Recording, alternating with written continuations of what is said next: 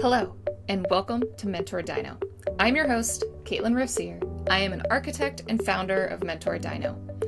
I firmly believe that architecture, engineering, and construction professionals can achieve true success by embracing human skills as their guiding principle.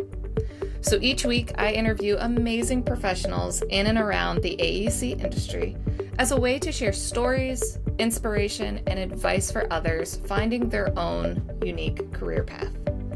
Thank you to all of our current subscribers, and if you're new, we'd love to have you join our community. So if you like this episode, please do me a favor and hit subscribe, like, or leave a comment below. It really helps others be able to discover this resource and support them on their own career journey. So let's dive in. I really hope you enjoy this conversation.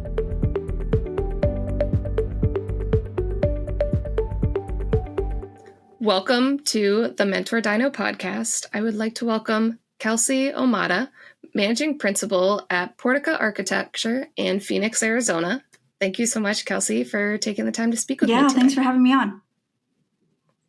So I always start out with my loaded question. If you don't mind introducing yourself to my audience and tell us a little bit more about your experience and journey so far in your career and education. Yeah, sure. So I grew up in Phoenix and decided to go to Tucson to the University of Arizona for architecture school. That's where I got my BArch. After I graduated, I moved back to Phoenix to look for jobs. I ended up getting hired by a medium-sized firm coming out of school. They were based in the Midwest, but they had a small regional office in Phoenix. And I was really fortunate to work on, a lot of big brands. I did a lot of grocery retail and commercial work. But that firm was also a big supporter of licensure. So probably within, 8 months of graduation, I had, been studying and prepping to take my first test. It worked out really well because I worked with some of my classmates from school. There was a lot of other new grads. And so the firm was really supportive when it came to study materials and financial incentives and things like that to start the process. And so I started taking exams, and, I know this came up on another podcast about the 7 exams in 7 days, thing. And that had just come out at the time I had started taking tests. And, when I took my first exam, I failed it. I am the absolute queen of failing AREs. And I failed my first, failed my second, failed my retake. And I think I finally passed on the fourth. But it was such a weird dynamic at the time because, it was like, why am I failing? Why am I failing exams when other people are getting 7 done in 7 days?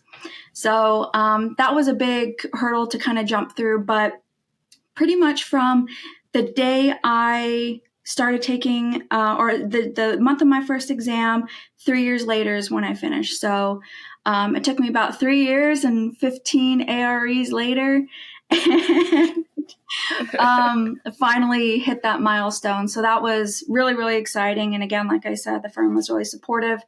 At the time too, I was also really fortunate at that firm to get experience, early on experience with project management, contract negotiation, fee generation, client acquisition, all those things, sort of on the business side of architecture that a lot of us don't really learn in school. So I kind of realized at that time that was pretty interesting to me. And, I loved the industries and the projects I was working on, but also was really curious to understand how the business was run, and what I needed to do to get to that point as well. So after about 5 years with that firm, I moved to another firm that specialized in restaurant, retail, and hospitality. And they were an international firm with an office in Phoenix. And that was pretty appealing to me. So I moved there, and then worked my way through the different ranks and was quite involved, obviously, with some more big brands I was really fortunate to work with, but also got a chance to work with some really great one-off restaurant owners and entrepreneurs on their projects, which was a lot of fun. And again, fortunately, was able to be really involved with, again, contracts and fee generation and client acquisition and managing a team and setting up standards, things like that, which, is a huge component of running your own business as well. So basically the timing just kind of worked out, saw the signs there, and this was sort of in the back of my mind. I never thought that I would jump and just open my own firm. I think there was always this curiosity with ownership. I wanted to know, what's the path to ownership?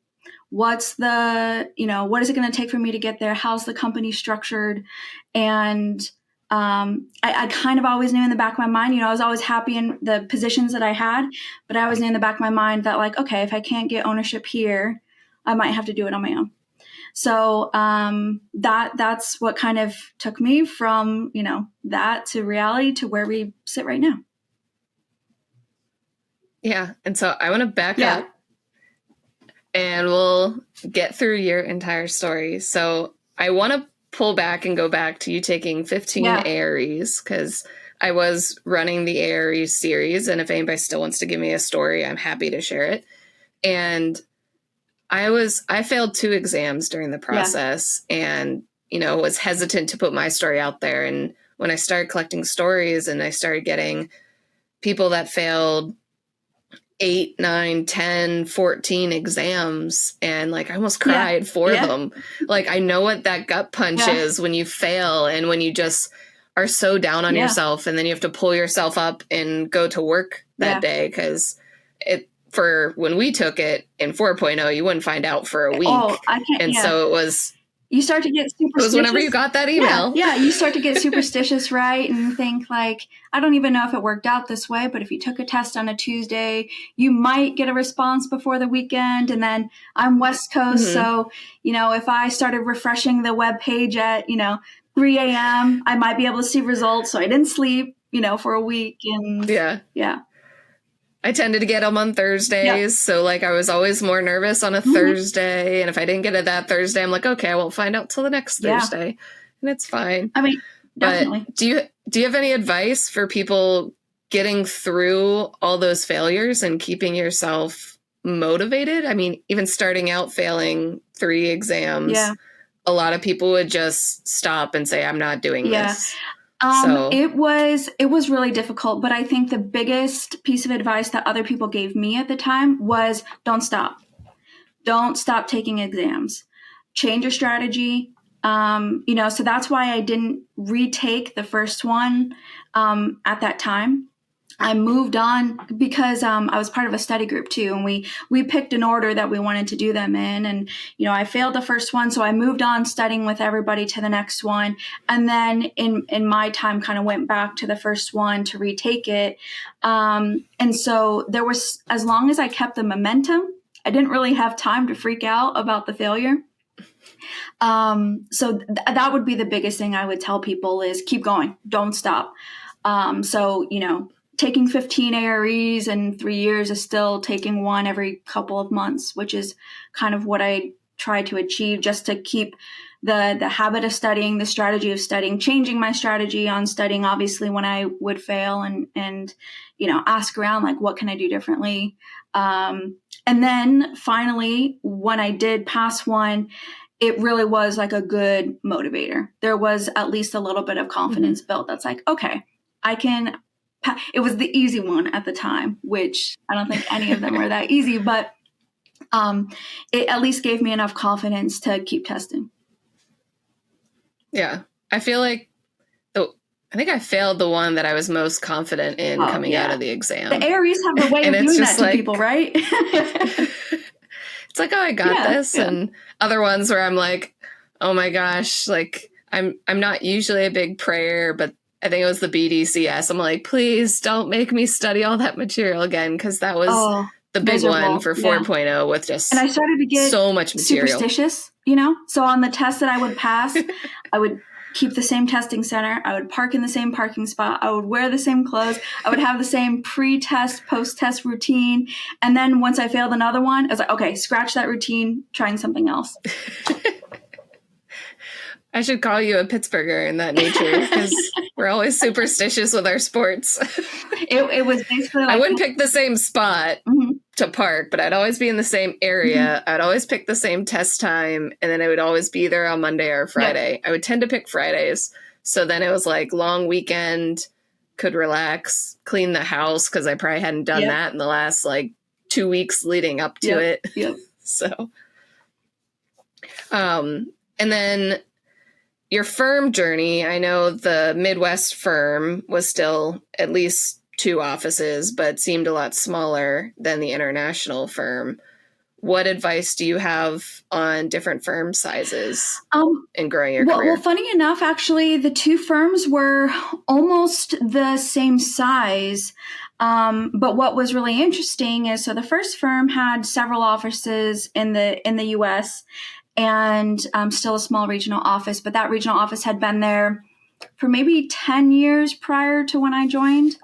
But then when I moved to the second firm, the international firm, they had just opened 2 years prior.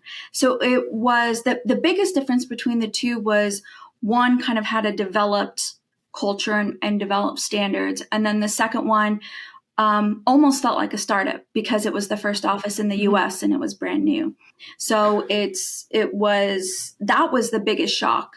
I worked with a lot of colleagues who had a lot of experience working in the U.S., obviously, and we're trying to rack our brains on how to set up the standards or the policies or project structure and things like that.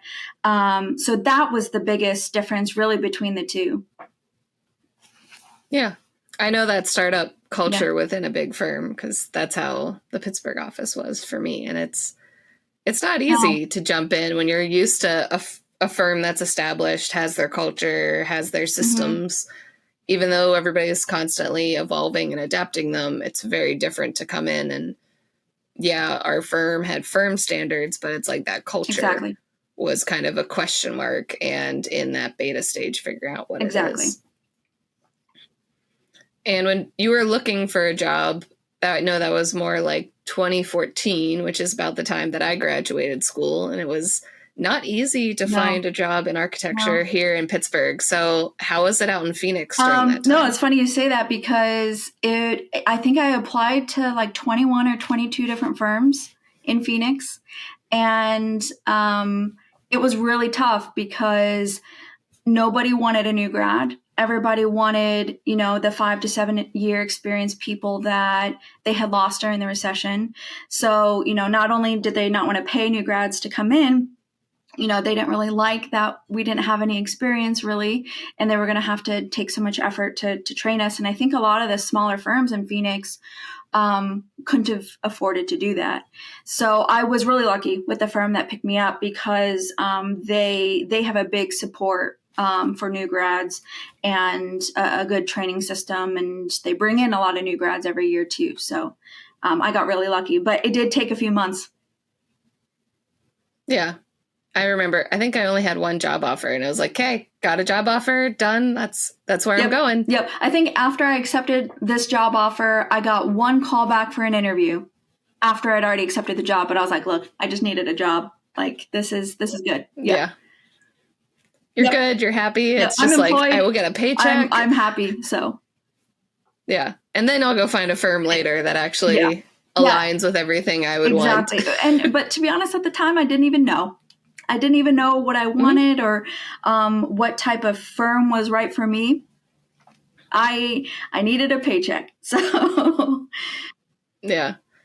Have you discovered the project type that you like working on after those firms? Yeah.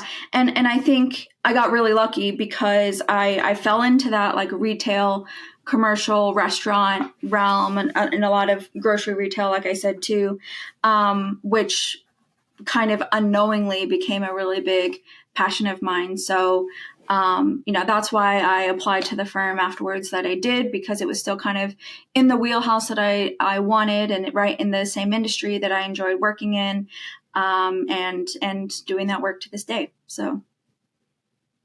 Yeah. And one more question before we move on to your own firm. So I know you are the director of architecture of Zebra, which is that larger international firm. What was it like being a director of architecture role versus, being project architect, project manager type position?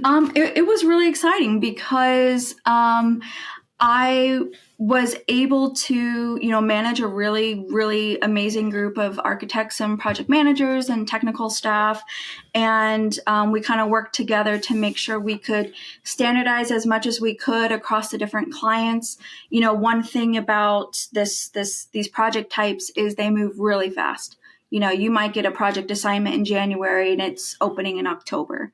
So, we didn't have a lot of time once a project kicked off to work on the drawing set. We had to have that ready to go. So once moment's notice, we could kick off. And then it was obviously really important to make sure that the sets were looking the same, regardless of the client, once they went out the door. Another thing too with these project types is a lot of these clients use the drawing sets for a lot more than obviously just construction. They're using them for internal ops or, procurement or lots of those other reasons. So, we try to keep the brand standards of the company that we're working with alongside, the firm standards. And so that was really, tricky, but pretty satisfying kind of once we got to a good, successful point. And then obviously the way we could kind of start to structure the teams almost as like a mini studio within studio. And it felt like a really good structure and a good way to implement policies and different practices and things like that too. So really great. Yeah. And then shifting over to your own firm, I know I've talked to a lot of solo architects or those that have gone off to start their own firm. And some people, it's nerve-wracking and pondered on the idea for years. Some people just had the idea, timing, and jump in. So what was that thought transition and emotions for you as you decided to pivot? There was, it's funny because it wasn't scary at all. I don't know if it's because it was always sort of in the back of my mind, and I always sort of had an idea of like, if I had my own, firm, I would manage a team this way. I would run things this way. I would be this type of client servant. So I had that already kind of set up in my head. And plus, since I enjoy the business side of architecture a lot, that felt really natural. And then my husband would kill me if I didn't mention it. But my husband is an accountant, so and specializes in tax. And we talk about stuff like this all the time. So it was always like, at first it was sort of a dream, like, okay, if I were to start my own firm, how would we structure it from a financial perspective? Or if it grew, what would be the implications? Or, could I practice in these areas, in these states? And so there was always something we talked about kind of hypothetically. So when it came to actual execution, it almost felt like I had been planning it for years, even though there was absolutely no planning that went into this. So it really was just about timing. I think it was the right time at the firm I was at, kind of seeing the signs and just ready to move on and do this. So, yeah.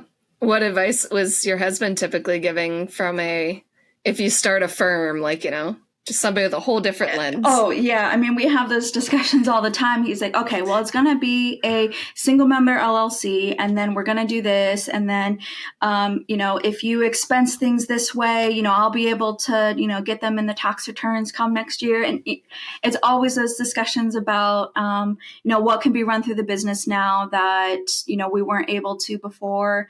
and then obviously a lot of our own investment went into it.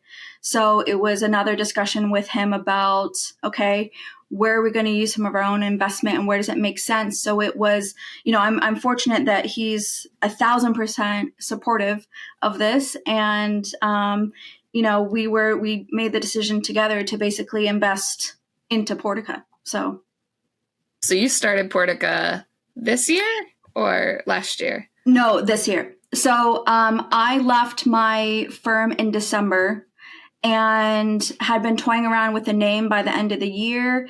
And then by February of this year, it was set up legally and insured and all of that. So formal. So you're still very fresh. Yeah. The real birthday is probably February. Yeah. That's probably the time I would say mine is. By the time like the LLC was actually approved is probably when I say the mentorDINO birthday is. Yeah. So Yeah. But how's the first almost 6 months going, and what project types are you going after? Yeah. So one thing that I knew was going to be really important was branding. So I knew that because of the client types that I had worked on before, national accounts, some big brands, I knew that it was really important for me to, not just be Kelsey Ahumada Architecture LLC, right? To have a name that was kind of put out there where it looked professional, it all came together. So at the same time that I started, working my contacts and reaching out to people, I worked with a branding agency here in Phoenix that helped me with the name, with the logo. We're working on the website that's going to be launched next week. And that kind of worked in parallel with the projects I was going after. So I could kind of refer back to, I had a legitimate logo. I had, business cards that I could create from that. So as a website was being developed, I could still meet with clients and have a real letterhead. Some of the things that like don't seem that important, but were really important to me to make it feel more legitimate, I guess. Especially to some of the clients that I was going after. So since we've started, I've been really fortunate to get a couple local projects, all restaurant projects, kind of varying in scope and design implementation. So really exciting. There's 3 happening right now with some in the pipeline. So that's really exciting. It feels sort of, 6 months, some days feels like no time has passed at all. And sometimes it feels like I've been doing this for years, So I'm really fortunate to already have kind of the clients and, in process while other stuff for the business is still happening. Yeah. Do you have any advice getting those first clients in the door? Working your contacts and getting out there. I think it's super cliche, but that's what works. Yeah. And just building those relationships. Maintaining is important for anything. Maintaining the clients that I had before, making sure that, we still had a good connection. That way, some of them aren't going to be the contacts that are going to be feeding me work, but a lot of them were just really supportive. Like, hey, congratulations, like, would love to hear more or to, like, watch Portica grow. So that was really great. So it was really just working the network. Yeah. So how are the conversations with coming up with the name Portica? So that was really interesting because I had worked with this branding agency because I knew I could try to noodle around some ideas in my head, but I needed almost like a group approval to make sure that it made sense across the board. So there's a couple other names that I played around with, but it was like, okay, well, maybe that one isn't too easy to pronounce, or that one might, mean something different over here. And the agency proposed some like really great options. But then I had just been thinking about, super passionate about Italian Renaissance and Italian modern architecture. And and so this idea of like classical architecture was a big passion of mine. So I started to think of something more architectural, like a portico. And then you start to play around with things like, okay, you do a little quick Google search, who has these names around the internet and what would it mean? And so Portica was a really great transition from that because Portica isn't a real word. So it helped with, domains and searches and things like that. But also the biggest component of it, obviously, is that it made it feminine, which is, if it's a subtle reference to, a women-owned and founded firm, but also gave it just like that little like unique twist on the classical architecture term. So. Yeah. And it's really hard to find a name that's not taken. Yes. Like I've learned why so many architecture firms are initials or actual names, because it's just, I don't want to say it's the easy way out for all the initial name firms out there and naming after themselves. But like I said, when you're trying to not, it's hard. Exactly. And like I said, a lot of architects who start off, sometimes it comes, a lot of people don't get the luxury, right, to quit a job and then start the business. They're kind of doing these things in tandem. So you think like, oh man, crap, I just need to think of a name real quick. Like, okay, KA Architecture. And then that's it. And so it's like, that's kind of how it had to be in order to get things moving. So I totally get that. But I was fortunate to able to have a little bit of time to think about it. And, once Portica kind of came out of our mouths, it was like, okay, yeah, this is right. Yeah. And I want to dive a little bit more on you hiring a branding company that not only helped you with your logo, the naming, but also your website, because there's so many pieces that need to come together that a lot of people don't want to go even more on the investment side because they're trying to do things themselves. But what advantages did that give you hiring somebody to put that together that opened up time for you to do? No, absolutely. That was a big discussion at the beginning because we're the creatives. We think we should be able to come up with that really easily. But I knew that if I got kind of outside influence to this, it could be more marketable rather than me just sitting at home working in Photoshop trying to think of something. So I knew right away from the get-go that that was part of the money I invested into starting up Portica, was to hire an agency. And I actually went to a networking event that this agency hosted. It's ENC Agency. They're local here in Phoenix. And they were absolutely amazing, super supportive and welcoming, and felt like they really listened. And I kind of gave them, I had a book that was kind of, one of my favorite Italian architects, books. And we sort of used that as inspiration, and then it just developed from there. And then they were able to come up with some of the options with the marketing and the branding brains that they have. And then, it just really suited me nicely, kind of the graphics that we did. It felt really, the letters felt very intentional. The P in the Portica had this like negative space aspect. And it was really kind of like a great convergence of like architecture and like the stylistic branding and marketing component. So it was absolutely worth it. I think the other thing too is while all that effort's being done on the side, I could focus on the client acquisition, which was obviously paramount to the business, right? Got to make money in order to move this thing forward. So then, we were kind of doing two things at once, and it was absolutely worth the time and money. Yeah, because I know sometimes it can be hard to pay somebody and spend even more money on something, but then it's almost magic whenever it's like, oh, that got done while I was doing this other thing, and now I can leverage that to do even more. Well, I like to say too, I saved a little bit of money on my accounting fees. Because he's in house. So, it was part of something that we had talked about being really important to invest in the company that way. So. Yeah. And where do you see the company going? Are you going to try to grow it and build it, or are you trying to keep it more of a solo, maybe one other person? No, the plan is to grow. I think for a couple different reasons. One, I love to operate in a big studio. I love, surrounding myself with tons of creative people and technical people, and really feeling that studio environment.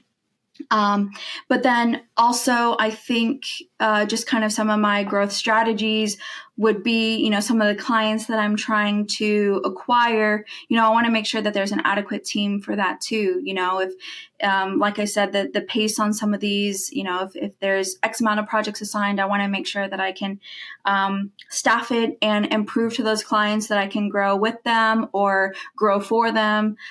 So the idea is to definitely grow. I never saw it as just sole proprietor and or boutique for long. So based in Phoenix, right? But fortunately was able to work in many different states across the country. So the idea is to do the same. So since you want to grow the business, was there anything from the business side of architecture that you did when starting the company to make sure it already has that initial foundations to grow? Well, I think yes and no, because while I was still employed, I didn't work on the business at all. I kept those things very, very, very separate. I wanted to make sure that I had one very, one closed chapter before the next chapter opened. So there was no prep work into that. So then once I started, the things that I started to do to help, ensure there was some growth is obviously getting my name out there, not just in the local group or in the local Phoenix area, which I love, but also trying to work my national connections too. So, and then I think I knew that the next big step was obviously just growing the portfolio. So, once I could grow the portfolio and share that with, my national contacts, that was sort of that next step. I think otherwise, strategy wise, is to make sure I can maintain some of those, bread and butter consultants to help fuel the growth, maintain the growth, but also allow Portica to kind of work on local projects too in the community that we kind of live and work around. Yeah. Do you have any advice for those looking to take the leap? Yeah. I think a lot of it is working your connections, and a really even a self-evaluation of, do I understand enough of this? Do I have someone I can reach out to who I can ask questions that I don't understand whether it comes to a lawyer or an accountant or, an architect who's done the same thing. A lot of the advice I got from a lot of my colleagues who had opened up their own firms and maybe whether they were closed or they had grown or stepped away from the firm was a lot of, spend a lot of time on the back end. Spend a lot of time, setting up your financials and doing all of that stuff early, and trying to understand the business, which fortunately I had been pretty interested in, understanding the business, and then the architecture will come. That's the part that and feel confident that you can execute on. It's the managing the business component, which would be my biggest piece of advice for people to start learning and researching. And if you can't do it or not interested in doing it, consult with somebody for sure. Yeah. Has there been any resource you found helpful outside of your firm experience for those that may have not had that connection with their firm leadership to see the business side firsthand? I think it was definitely a mix of just working my network of previous colleagues, former colleagues who had been moving to different firms. And we talked a lot about how other firms ran the practice because, me and my colleagues, with a combined experience, there was tons of different firms that people had touched to kind of understand like, oh, I loved how this firm did it, but I didn't really like how this firm did it. And it was almost like a collective, a compilation of like, I learned it from this firm the way that I really like doing this. But, I don't ever want to do it the way that this firm did it, for example. So other than that, there was no specific resource in particular that I went to other than just working the network. And how's it feel it's the first 6 months? How does it feel to be an entrepreneur rather than an employee? Oh, amazing. I think the independence component is fantastic. I love that component. It's so strange, kind of being on the employee side for so long to, be able to have, a coffee with a contact at 9:30, rather than stuck in meetings from 8 to noon. So that's been really exciting. Being able to create my own schedule, right? There's that organization factor that all of us architects kind of need. So that's been really exciting. I think the only thing is, being out of an office, and I've been working from home. The goal eventually is to be in an office, but it's a little lonely. And I kind of thrive, like I said, in that studio environment. So it's been a really fun, exciting 6 months, but I'm excited to be surrounded by other people. Yeah, I think that's even the hard part with mentorDINO is it's me. I have my podcast editor, but then I end up talking to my contacts more. If I've got like branding questions or anything like that, I'll just start reaching out to people because I'm like, I need other opinions. I'm not good at just being on my own with something. Yeah. And so now it's okay. I don't need to hire a bunch of people on mentorDINO yet, but I can, make sure it's like, okay, what do you think? Yeah. Like, this is what's in my head. And sometimes you need those ideas to think outside the box when you're thinking about it too much. Absolutely. There's been a lot of, phone calls to other colleagues and like, okay, I've been thinking about this for an hour. I need a gut check. Like, am I thinking too far into this? Is this right? Am I good? So there's still a lot of that. And I always like ending my podcast with this final question. And it's, what advice do you have for young professionals just starting their career? Yeah, I think the biggest thing is it was kind of a mentality that I sort of realized later that I had, which is a sort of a never say no mentality. And I don't mean that in, a really strong way, but at the time when I was first starting out, I didn't know I couldn't say no. So there was a lot of, maybe unglamorous clients or a site survey in the middle of the desert for 2 days. Lots of things that I would always say yes to because I was really excited, one, about just having a job, but also like learning.